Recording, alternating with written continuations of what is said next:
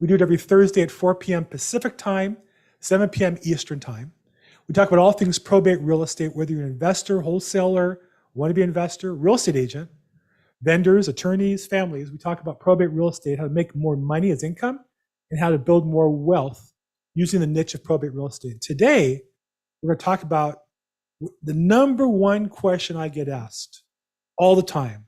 How do I launch my probate business? We're going to go through it in detail today. I'm going to give you a blueprint.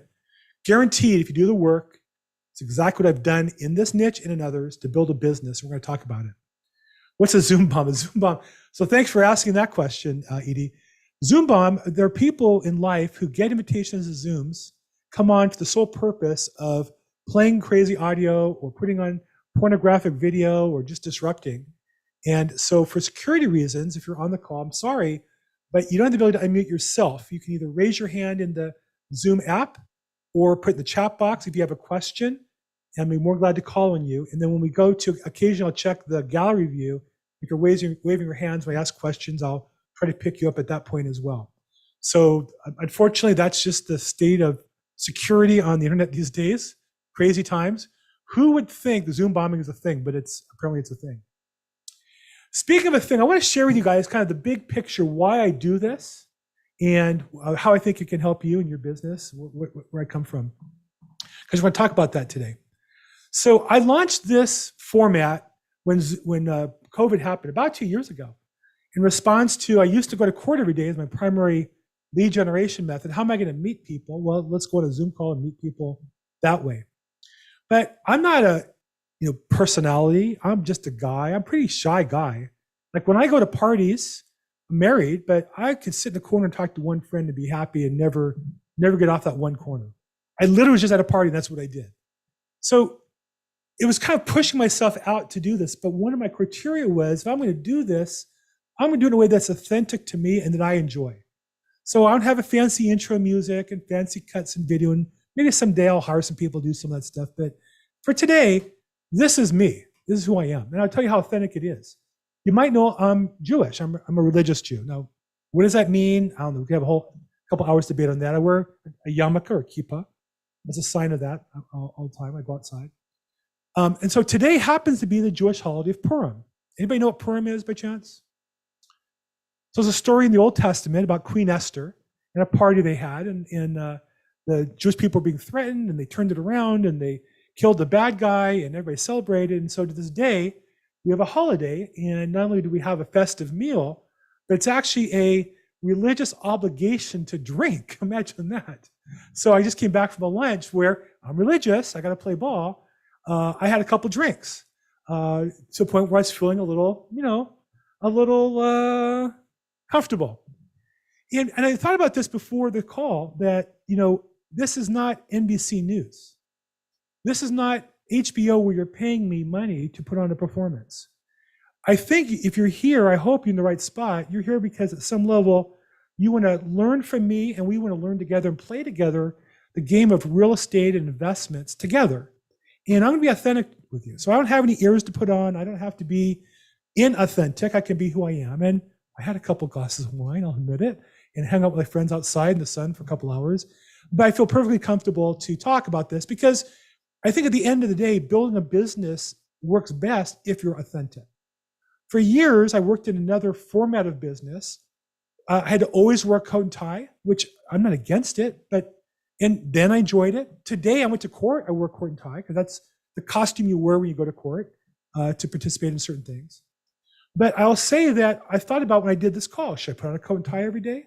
Well, that's not really who I am all day long today during COVID.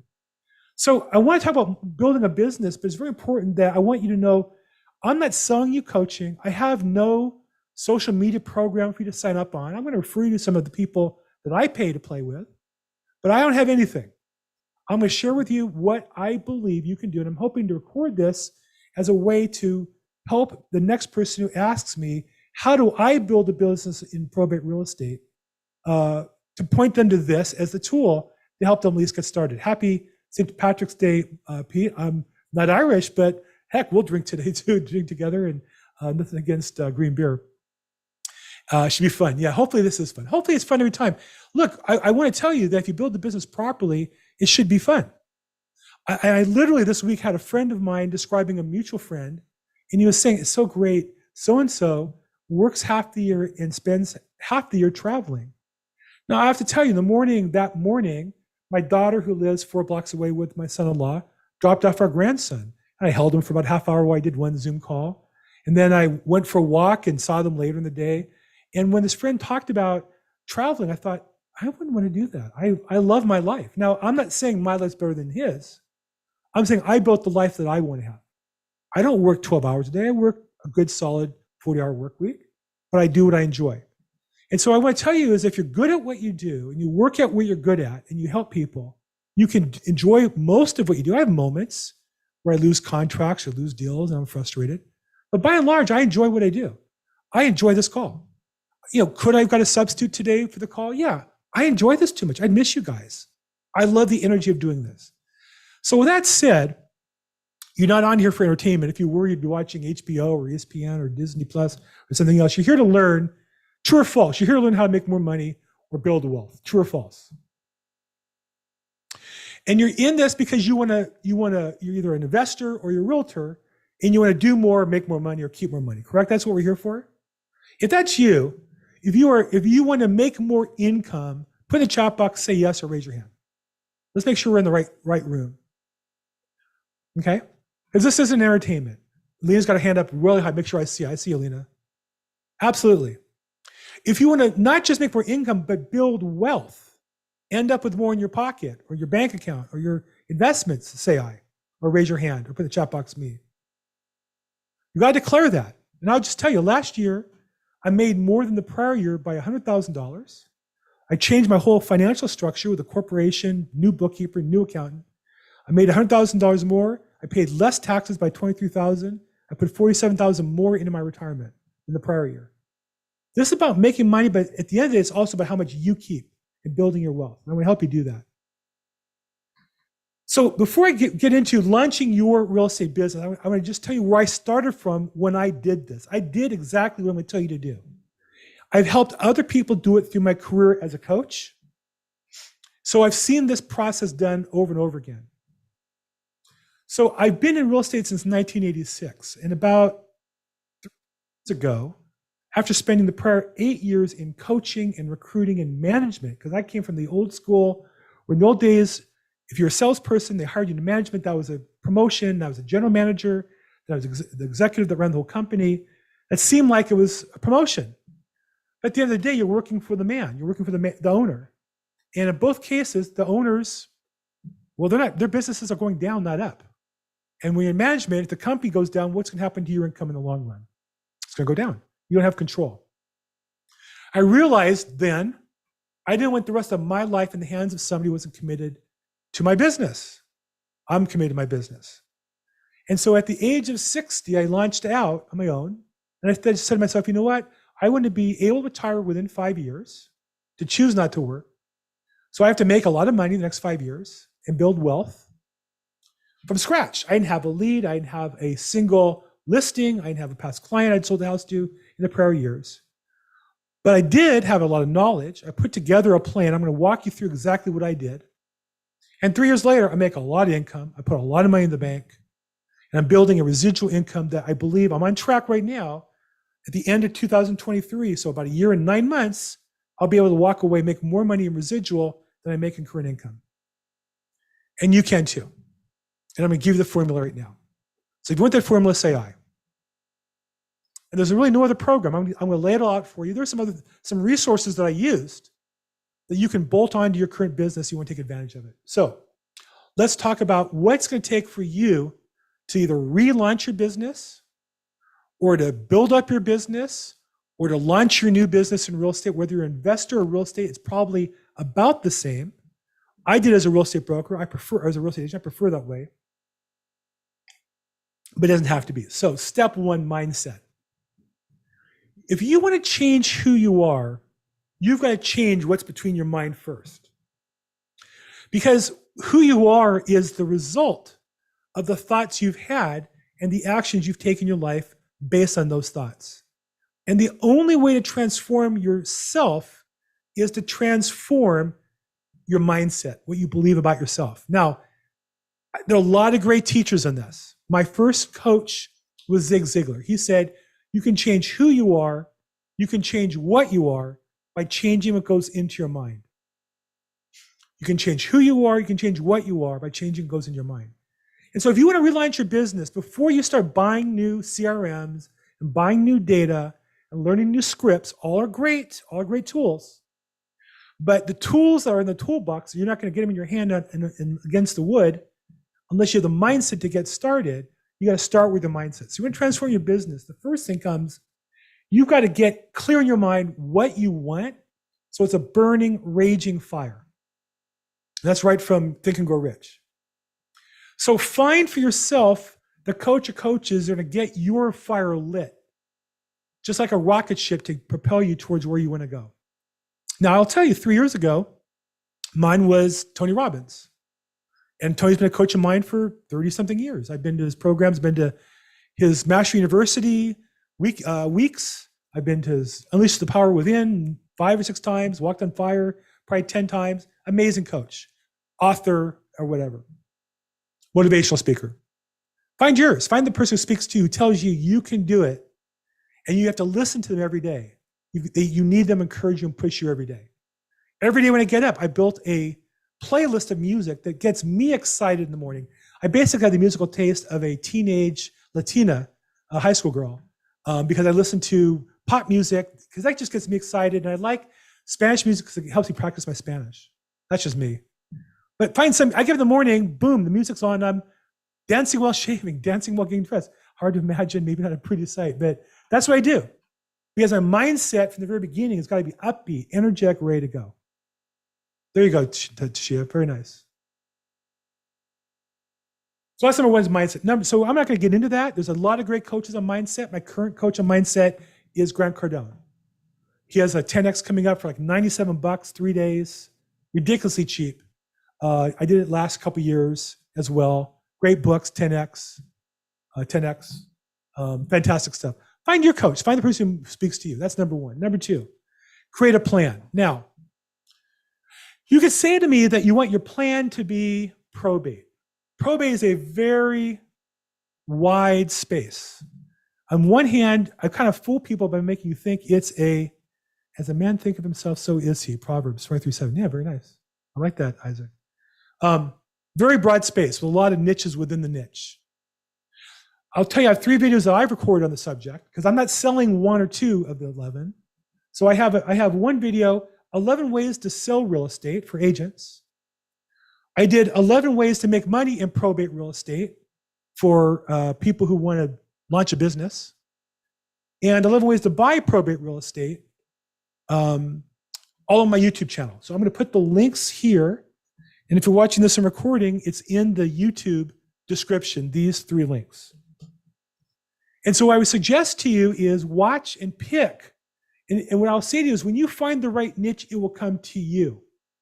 When I studied probate and I thought about it, I started just kind of mapping out what are all the ways I could generate business? Well, I could market to the attorney, to the petitioner, I could do this. How could I do it? Door knocking, phone calling, I've done that. Mailing costs money. Go to court. Whoa, that one just came to me. Now that came to me because of me. My father was an attorney. When I was a kid, my dad took me to the Stanley Moss Courthouse, the same courthouse where all the probates are, many times. I love putting on a suit and tie and playing attorney for the morning. But you have to find your niche within the niche. So watch one of those videos and find your particular, one of those should call you. I'll give you an example. I met a lady from this call who was a real estate agent, and she said, well, I want to do probate, but I don't really know what it is. I have a friend, she works at this nursing home or this adult facility, and she keeps referring me business. And I said, well, tell me about that. Yeah, she works for this company, and they have 40 properties in the Southeast. She was in Atlanta area, and this company had like 40 properties in South Carolina, Georgia, North Carolina area. And I said to her, hold on, do you like this friend? Yeah, you're my best friend. You like the business you refer to? Yeah. Well, if they have 40 properties, there's 40 of her floating around your region. Why don't you just make your business finding out who the other 40 of your best friend are and being best friends with as many of them as you can? And your business is getting referrals from the account executive who works for the adult facility, if you enjoy that. Now that doesn't speak to me, right? I say that and I kind of like, yeah, but she loved it because she was a nurse in the past and she thought that was cool. And she kind of like being in a quasi medical center. So my point is this, when you research the niche, find the part that reaches to you. You go, well, that sounds interesting. Well, I could be good at that. Maybe you're a paralegal. Then I would not solicit attorneys, I'd solicit paralegals. Or maybe offer to do paralegal work for probates for customers. I don't know. What speaks to you? So take a look at those. But within the niche, there are hundreds of slices to find the one that fits for you. Now, I will say, for most established realtors, you aren't going to like hearing this. I know. I'm going to say this to you, and you're going to, either you've heard me say it before, or you just don't like being told this. If you've been in business full time for 3 years or more, you probably have everybody you need already in your database. We're going to talk about that in a little bit. Really, you probably have everybody you need in your database. We'll talk about that. But you have to find a way to generate more business. So find a way that you like to generate more business. Okay, so step one is mindset. Step two was create a plan. A under that was to pick your focus. B is commit to learning. If you're going to be in that niche, master it, commit to it. If you don't want to commit to it, you don't really enjoy it. Maybe you want to be the social media king of probate real estate. I was at court today. I'm not the kind of guy that's going to take the video on the way there, on the way back in my car. It's just not me. Maybe it's you. Then do it. I'm not putting it down. I'm just saying I don't want to do it. Maybe you do. I did a video once. I went to an auction. It was at a house. It was what I call a retail auction where people go there and bid on the house, and then it goes in escrow. And there were like 100 people there. I just pulled and it was kind of stupid. It shouldn't have gone. My buyer wasn't really qualified, but it was a friend of a friend who kind of made me go. Hector, thank you. I'll get that fixed. In fact, I'll get it fixed right now. And I took a video of this auction, and no wonder there's no views of that. Isn't that interesting? Hector, thank you for checking that. Wonder why. Huh. The work you do in this business is so crazy. Okay, excuse me 1 second. Technical problem. I'm going to fix a channel issue. And no ways to buy, invest in probate real estate. There we go. Jess, if you're in the call, there it is. Private, we'll make it public. There we go. Okay, thanks. I just corrected that. Thank you, Hector, for pointing that out. Okay, where was I? So yeah, I took a video of an auction and like 100 people watched it. So instead of going to an auction, wasting my time, it turned out that it was very productive. Gemma, do you have a question? Or Catherine, do you guys have a question? Let me unmute you real quick and see. I see your hand up. If not, just put your hand down or put no and I'll put your hand down. You know what? I gave it right to unmute, and so I'm going to put your hands down. That way I won't notice it. Okay. So you need to find the format that speaks to you and take a look at those videos as ideas.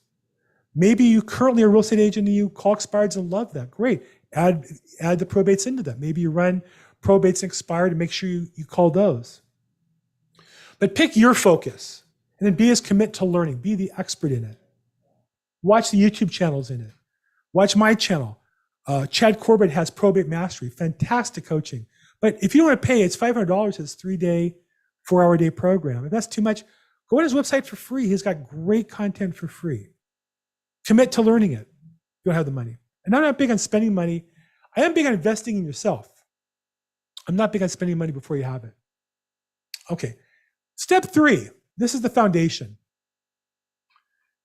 Any real estate business you build has to have as its foundation the database of people that you either do business with or want to do business with. Now, you can call it a CRM, you can call it a database, you can call it whatever. I don't care if it's index cards at your house, or I like actually a Google spreadsheet for free. But you need to have the name of everybody that knows you and likes you and trusts you, and you know, like, and trust them. Everybody, for the rest of your real estate business. I don't care if you're an investor. I believe you should build a Rolodex of everybody you meet, because you'll talk to a seller today, and if you stay in touch with them 2 years from now, the ones that I know who are professional, that buy properties from home sellers or families in probate. 2 years later, they'll say, hey, I've been getting your emails. I liked you and I met you. I stayed in touch with you for a reason. We're ready to sell our house. Can you make an offer on it?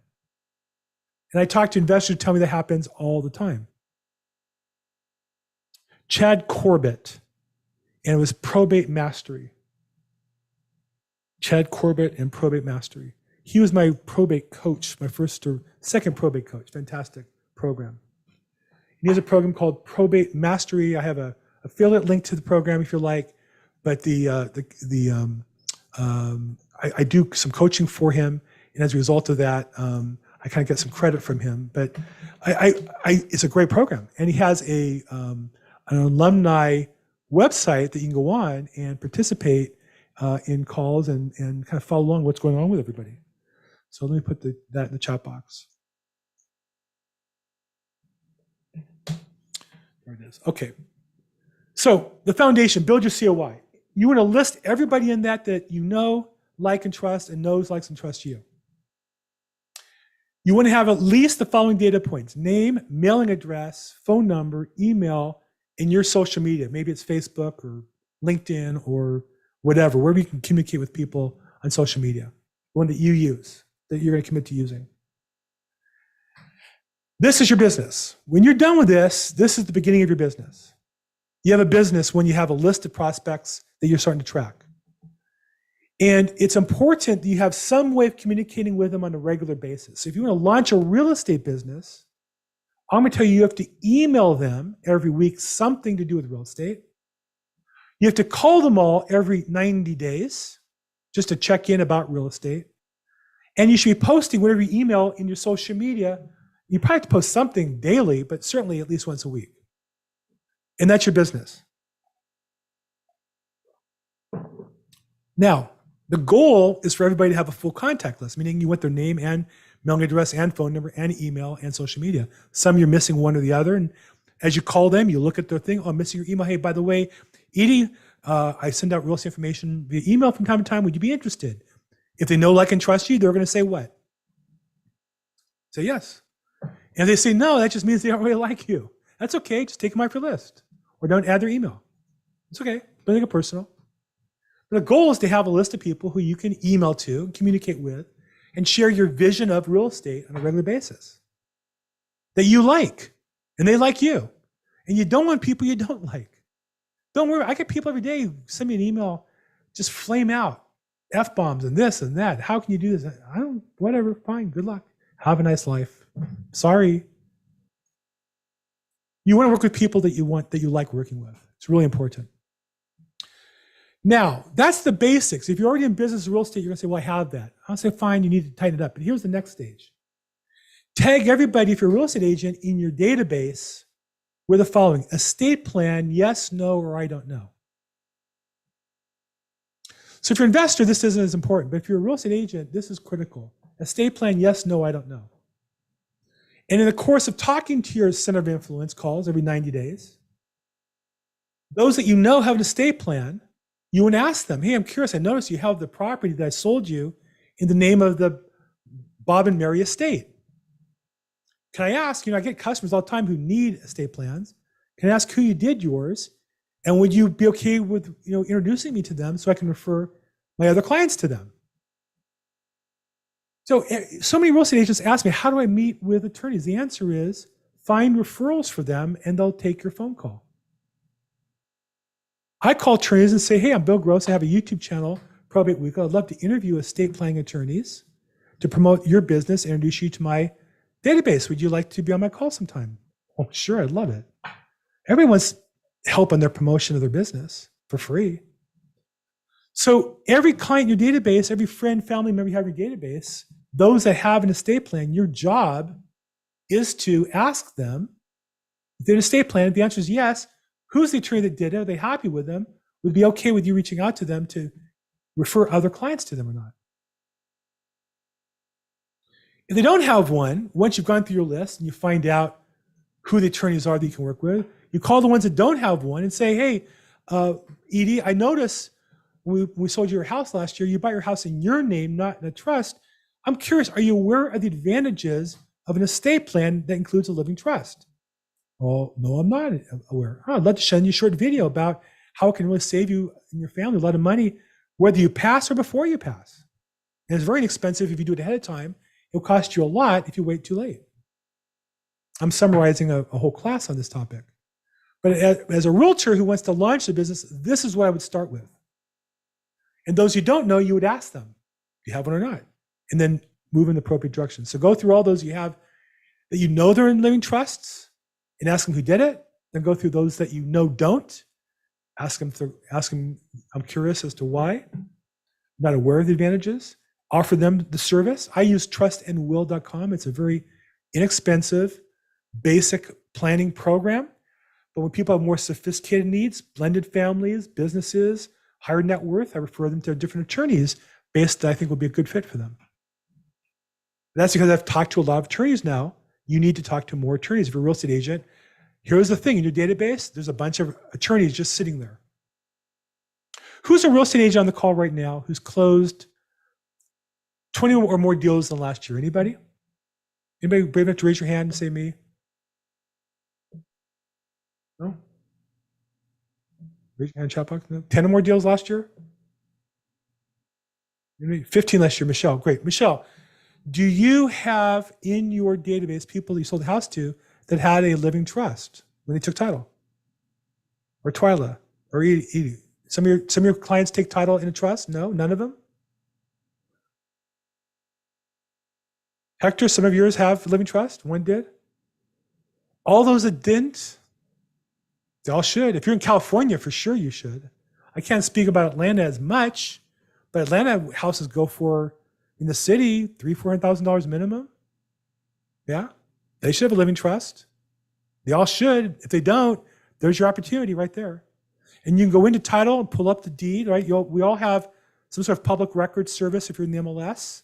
We use Realist here in my MLS, but there's some sort of a title service. You can look up your client by property address and see how they took title. They either say Bob and Mary, or it'll say the Bob and Mary Trust, right? You could check your 20 clients or 15 clients or whatever it was and see which ones had a trust. If you don't remember, which ones don't, and go back and ask them the question. I'm curious who did yours and can I refer other clients to your attorney?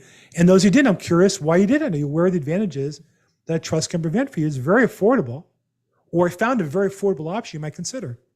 In fact, the one I use, trustandwill.com, you actually get I have a link there with a 10% discount. Let me put that in there as well. I don't get anything for that other than they like me and they come on my call and promote my business, I guess, but they don't give me any money. I went with a 10% discount option instead. Let's see here. They said, well, we have this option where you can make money. I said, I don't really need to make $10 or $50 on a living trust. I want to sell a house for and make $15,000. So anyhow, there's the link for Trust and Will. So any client owns a house, what a nice suggestion. Doesn't cost you anything. You're saved not only at $699, which most people think it's thousands of dollars, but you can even save them 10%. Okay, so those are your realtors. That one's an obvious one. To me, that's the basic. And then the other thing you need to do, whether you're an investor or you're a realtor, is go through and label and identify your clients. What business are they in? Because we didn't pay attention. You know the wife, you sold the house, you met the husband, he told you in passing he was a paint contractor, you forgot all about it 5 years later. Guess what? Somebody asks you for a paint contractor, you need to be referring them to your client. And so it's really important as you go through your past client database, you say things like, Gladys, I'm going through my past client list. I know that everybody's looking for more business. I have to admit, I didn't really write down, remind me, what does your husband do for work? People are glad to talk about their husband's business, particularly if it's a business. They're glad to tell you. They'll promote you, right? So you need to make sure you have, and now you have a vendor list you're starting to put together. And so when somebody talks to you about a paint contractor, boom, Mary's husband, Bob, has a paint contracting company down in Macon or wherever it is, Athens or Atlanta. He's the best. He's great. Great guy. Met him, love him. Have him give you a quote. Won't cost anything for a quote. The more you can give information about them, the stronger you make the referral. So as real estate agents, we really need to go through our database and identify the gold is in our current list. The gold is already there. Hector says, I wasn't aware they could close on a transaction trust. Hector, are you in California? I know of a Hector Aguilar who's in, yeah, are you the EXP agent like in Pomona or Covina or someplace like that way? Is that you? I know Hector and Aguilar are common names. Maybe there's multiple, but is that, are you with the EXP? Are you like in the Inland Empire area or the Pomona Valley? That's right. Yes. Okay. Hey, congratulations. I see you got some sort of an award. Congratulations. Yeah. In California, you can take title as Bill and Nancy Gross or the Bill and Nancy Gross Trust, as long as I created the trust. The trust is like a box. If you build the box, you can put your material in the box. And what's nice is when it comes time to if God forbid you die, they don't go to probate court. They just get the trust out, and whoever you appoint as trustee does what you tell them to do with it. Or if you're incapacitated, God forbid, you already told them what to do with everything, to pay the bills and such. You gave the right person the power to make those decisions rather than family members fighting over who's in control. So 100%. Okay, Isaac asks a detailed question. A little off our topic, Isaac. Remind me at the end. I'm going to try to come back to that question. Okay, so we talk about tagging estate plan, yes, no, or I don't know. And as you go through your database, you want to get rid of the don't knows, and you want to encourage the no's to be yeses. And the ones that are yeses, you want to get the place to refer them to. And then you want to make sure you tag, or whatever your CRM is, the vendors in your database, whether it be the husband, the wife, and you want to meet everybody you can. And every vendor you ever meet should be in your database. It's just funny to me, when we have inspectors. Now, I always put in my database, I invite them to be on my show, I send them a video link, and they take me up. It's funny how people are a little slow in the draw to promote their own business. And I'm not all that, I get that. But some of you guys give the same inspector 15, 20 deals a year, right? They don't know what you're looking for. One thing is they think you want buyers. They don't know you want listings. For sure. I can tell you that for sure. You need to train your database as to what you're looking for. Okay. You build your COI, you tag them, estate plan, yes or no, you tag the vendors. And when you contact them, and this is the same with investors, you're a real estate expert, right? If you want to buy property, you're looking for people with problems. You have to be the expert for people call you with a problem. So you want people to think you're the expert. I tell people I'm an expert in real estate from the front sidewalk to the back wall, from down for the mineral rights to all the way up to the sky. Anything to do with real estate, I'm your guy. I'll either find the right vendor or I have the right vendor or I'll get the right vendor for you. You have a question or problem, it's my problem, I'll help you get it fixed. You have to have that attitude. And your past client database and the database you build every day adds to that list of vendors. Next, in the course of your business, you need to have at least one estate plan, if you're a real estate agent, one estate plan resource. So I gave you trustedwill.com, that's one. You can go in your area and Google search if you're in Atlanta, Georgia estate planning. And their attorneys will pop up. Find one on the video that you like, call them up and say, hey, I'm a real estate agent in the area, or I'm a real estate investor in the area. People from time to time ask me about estate planning attorneys. Do you do estate plans? Yes. Love to just meet you. Can we chat for a little bit, have a cup of coffee? However you do your business. Me, I invite them to interview them on video. So you start building your database of estate planning vendors. That's critical piece to any realtor, and is an important piece, can be an important piece for real estate investors. Okay, so now we have your tools. Number B under your COI is then leverage your contacts with social media content. See, why do people want to do business with you? We think we're looking for the easy business. I'm going to tell you, you're really looking for people with problems that call you for help. Why would somebody call you for help? Because they think you're smart, they think you'll be helpful, they think you care about them. How you demonstrate that? That's what we do in social media.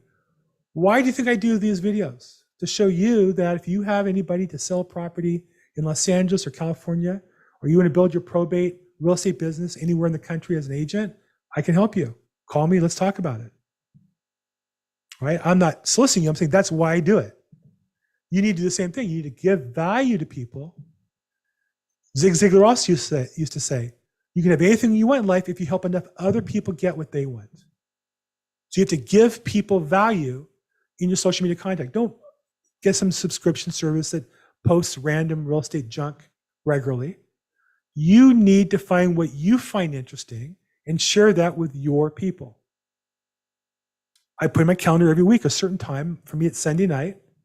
I spend about half an hour reading through material, putting my thoughts together, and I write a short email. I video it. I send it out to everybody on Monday morning.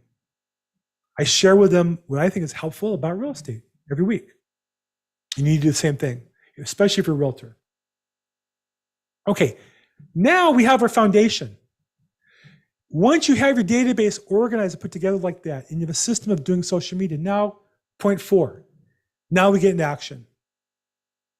So you've picked your niche, you've picked your methodology within real estate. It could be, as a real estate agent, selling properties that are in probate, they're in the MLS. It could be calling on petitioners or attorneys in probate cases. It could be, and I list off 11 different ways, calling nursing home families. It could be, there's 11, literally I've identified in the video, ways to get listings, 11 ways to buy property and 11 ways to make money in real estate.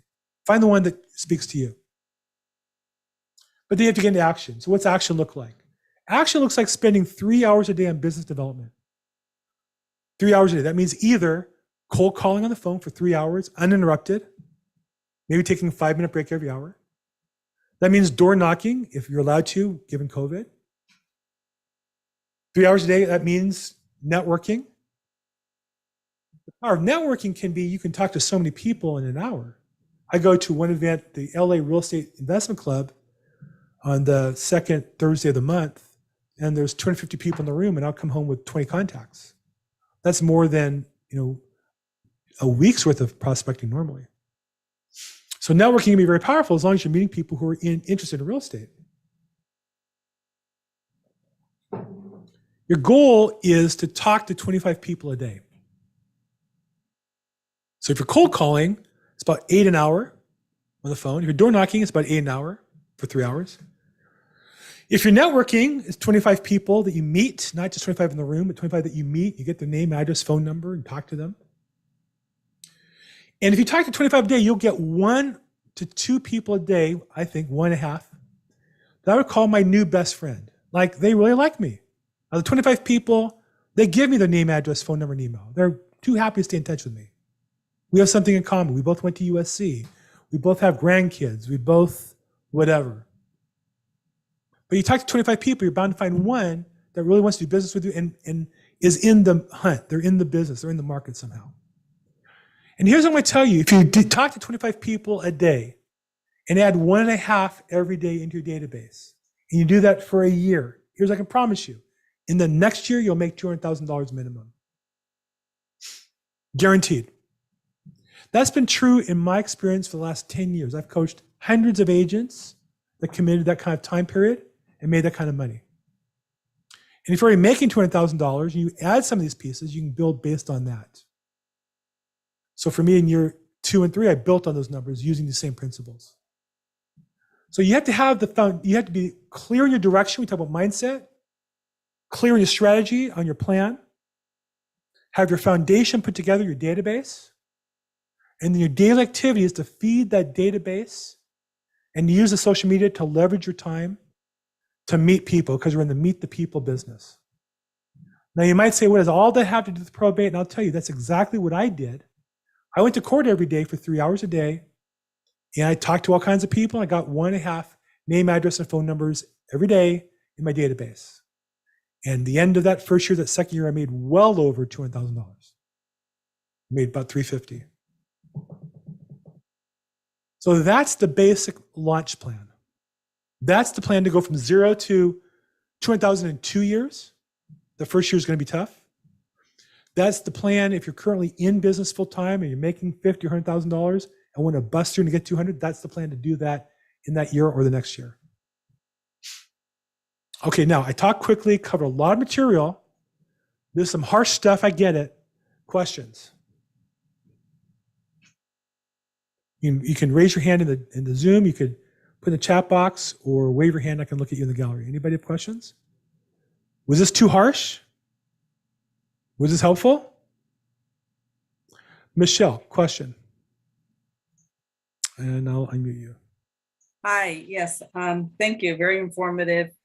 I had a question in regards to trustandwill.com. Who would you say that's a good fit for? You know, it's interesting because I knew of them and I've referred them. I've had them on my call, on this call before as guests. I think they're great.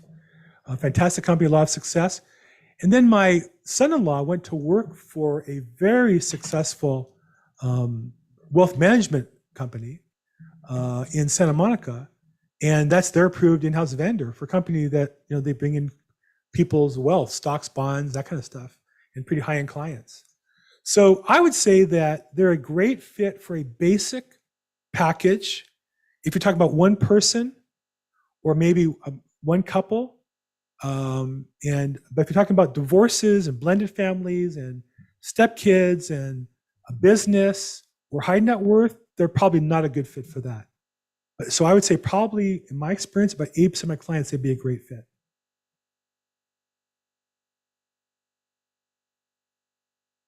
Okay. I think we muted you. Yeah? Yes, question and music. Okay, yes, thank you. I have one other question because I have a lot in my database because of the community that I serve. There are a lot of elderly.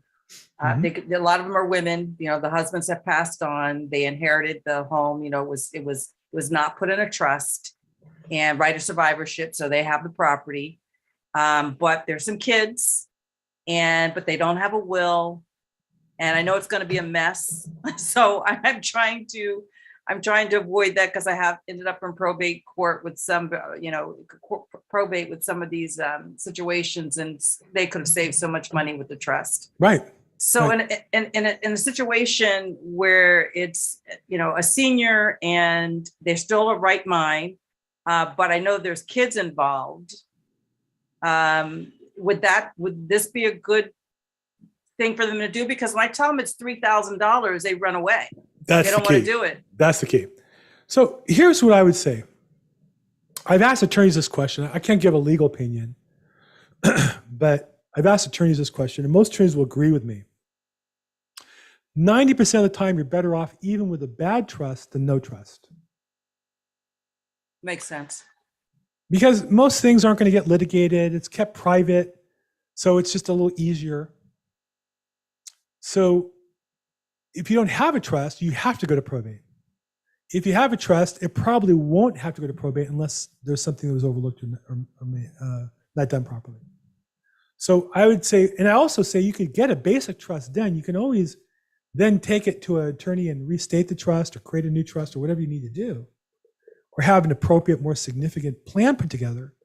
But I think, in my experience, anything's better than nothing. It's only $690 and you get a 10% coupon I just gave you. So it's like $650 when they're all done. Right. Okay. And you're talking about saving tens of thousands of dollars more than the money. God forbid she's sick and you have medical bills and attorneys fighting over care and who decides what to do, and the kids are fighting. The kids are fighting after she's gone. I mean, that's really the real crime of the whole thing. It's not even the money. Right. Yeah, I do. I thank you so much for this, that information. That's very helpful. I think this is something that's a little easier for them to bite off on. Yeah. Now, Tashia says correctly, $3,000 now or $15,000 later. I'll say to you that I've seen cases where they spend hundreds of thousands of dollars later because they didn't do a trust. I had a client who had 30 properties. He was an investor and he became incapacitated. So he had to create a conservatorship. Then, during the course of conservatorship, they had to create a trust to put the stuff in a trust. So they had to do the trust anyhow before he passed. Then he passed. Then they discovered one of the properties wasn't in the trust, so we had to probate that property. So definitely planning is better than not planning, and that's the key to this whole process, I think. Got it. Thank you, Bill. Sure. Other questions? Here's one. Do you need a trust without property? You don't need a trust, but a trust is a tool to help you manage your assets. So a estate plan can include things like advanced directives for medical needs. Like, do you want to be cremated? Do you want to be buried? Where do you want to be buried? Who decides that? Also medical issues. If you get sick, they pull the plug right away. Do they use everything they can to keep you as long as possible? Do you donate organs? Do you not donate organs? All those are personal choices. You can decide, or if you don't decide, the state will decide for you. The DMV will decide for you, basically. Can a person purchase a home using a trust they've inherited? So it depends on how the trust is written. Generally, no. Generally speaking, the trust will say they can bring in assets and they don't continue to buy assets in that trust.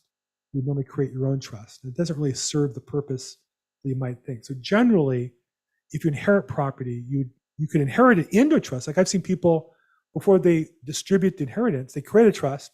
So the property goes from dad's trust into their trust, or dad's probate into their trust. You can do that.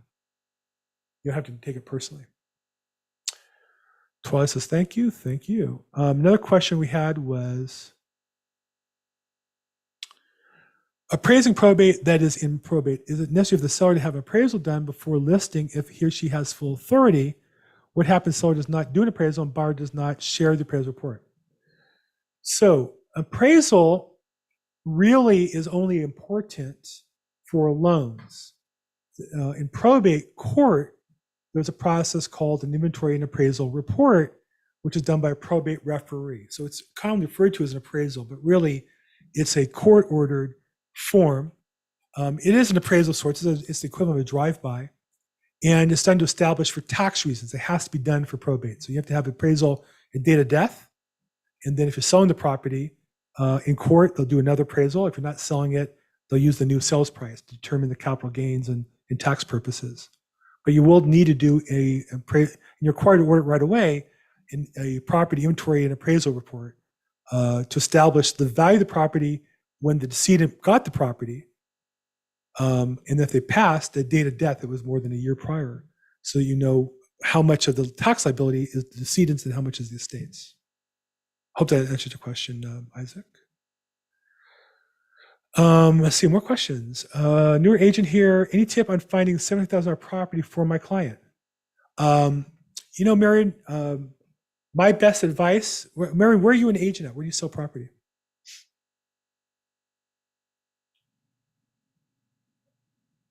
You can give me a little details, but cash buyer, retired architect needs to flip one more property to retire. Well, I think always with investors, this is where I think newer agents waste their most time. Is they fall in love because they call somebody who says, "Well, I'm an investor, and what we buy? Well, I have $10 million cash, and I'll buy anything that makes money, anything in all Los Angeles." Investors don't really buy anywhere in Los Angeles. They'll tell you that, but the reality is they all have their language of love. They all have what they value. Keep in mind also that it's a competitive market to buy property, as you know. And so you're not going to get a deal that's so obvious anybody would buy it. You're going to get a deal where, because he knows that neighborhood, he knows it's really a good deal. It's being sold for $750, but he knows it's really worth about $800, so he'll buy it for $755 because he knows that area. So it's really important with investors to really get where they really want to buy. And they're very reluctant. Newer investors won't be able to answer the question. And I would recommend everybody really figure out your niche, your product. What's your favorite product? Are you a fix and flipper? Are you a multifamily value add investor? What is your one product? One.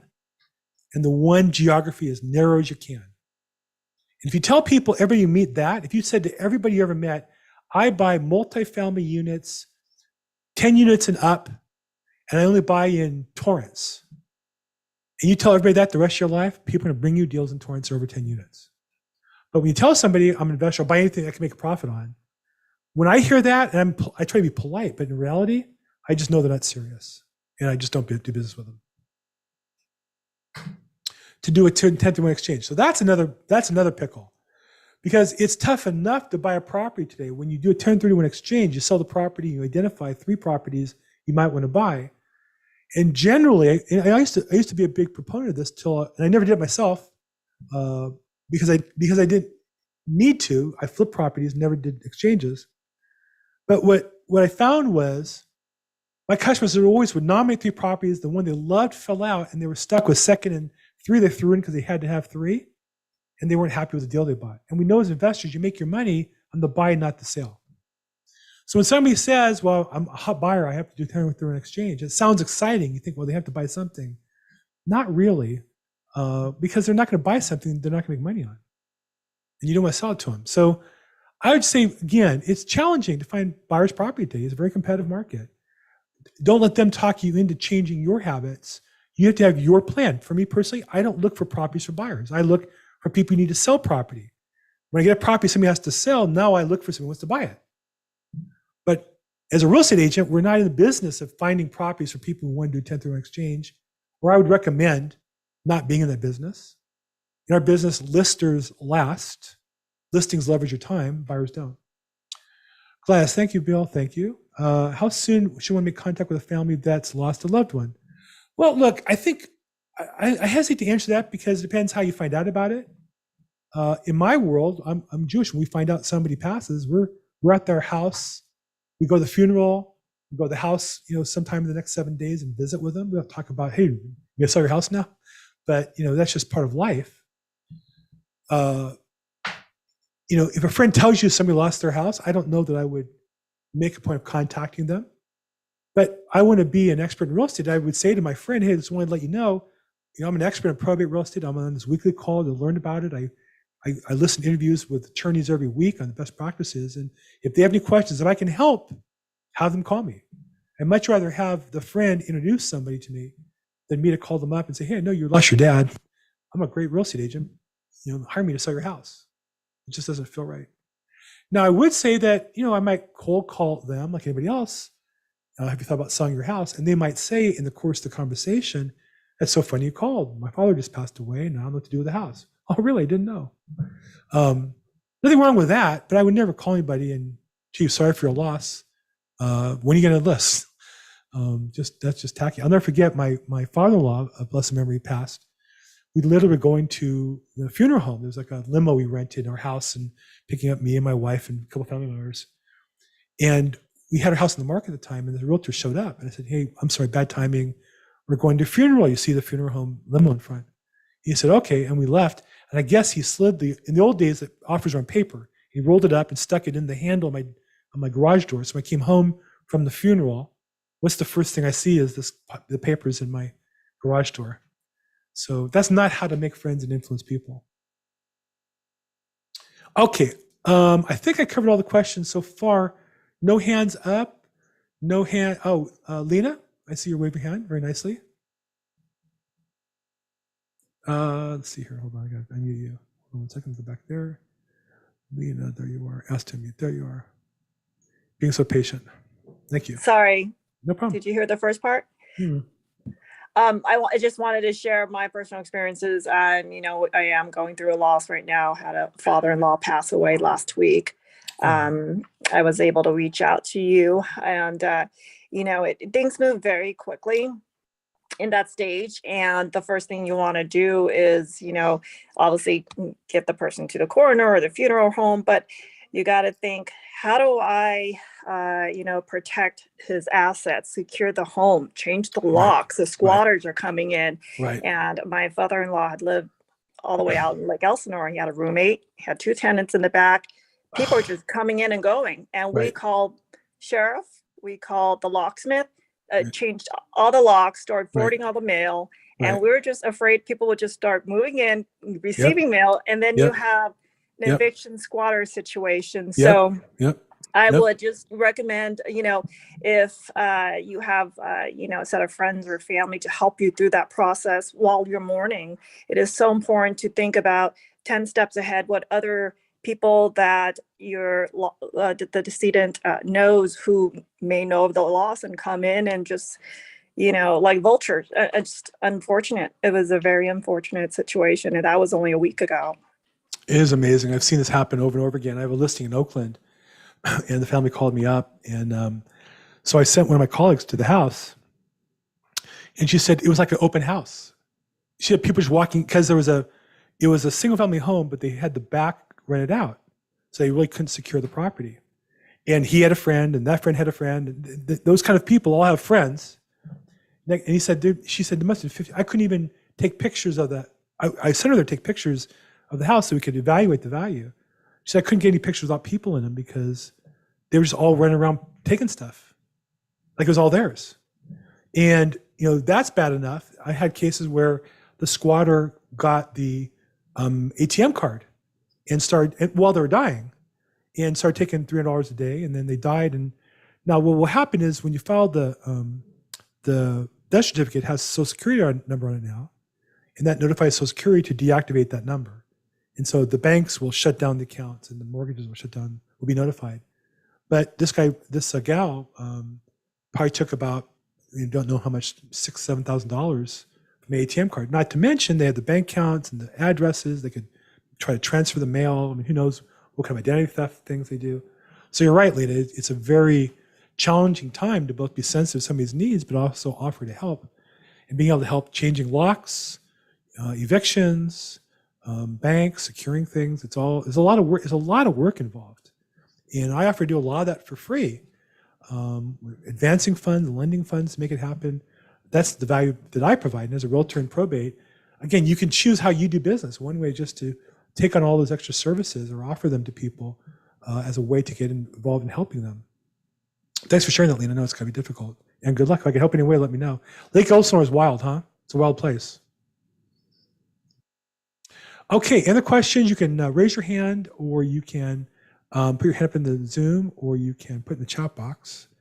We got about 1 minute left, 2 minutes left. Any other questions? From Naples, Florida. Hey, how you guys doing in late Naples? Luis Hernandez. Get on fire. Thank you, Luis Hernandez.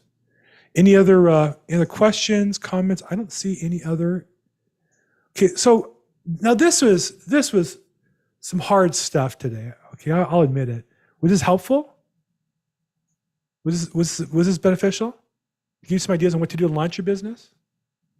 Because people call me literally every day, well, how do I launch a business? And I feel like they don't really want to hear the answer, because the answer is work hard every day.